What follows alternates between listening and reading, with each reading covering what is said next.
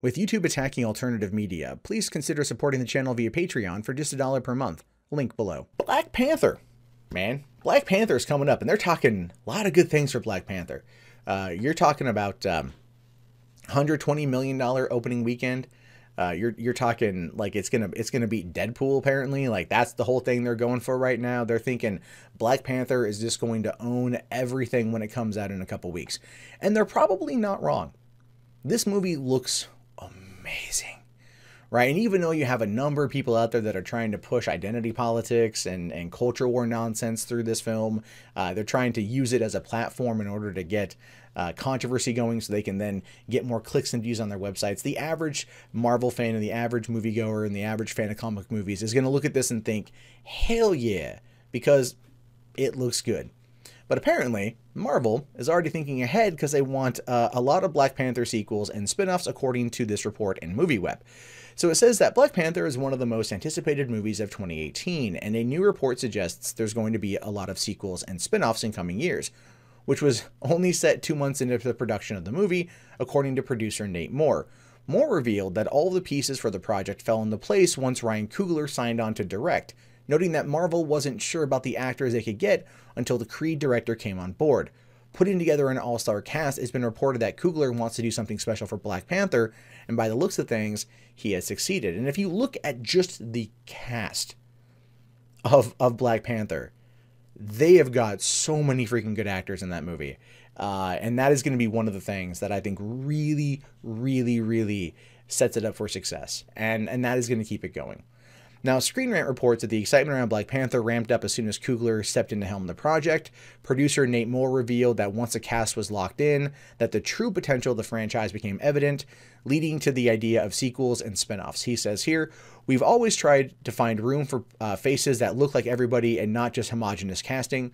Panther obviously is a big swing that we hope to continue throughout many sequels and take some of these characters and put them in other franchises, because I do think there's a way to cross-pollinate in an interesting way." Now, if anything, Marvel really does like the cross-pollination, right? They do.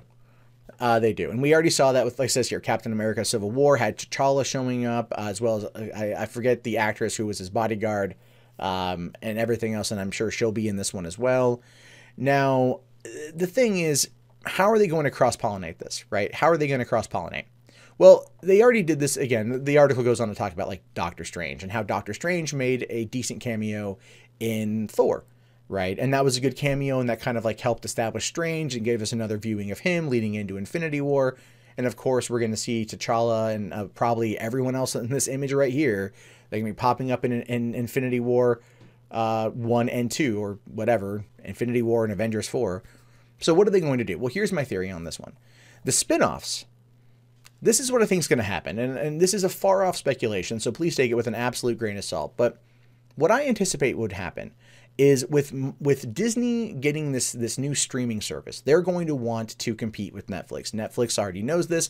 Reed Hastings is kind of like, you know, whatever, man, I don't even care, not even going to bother me.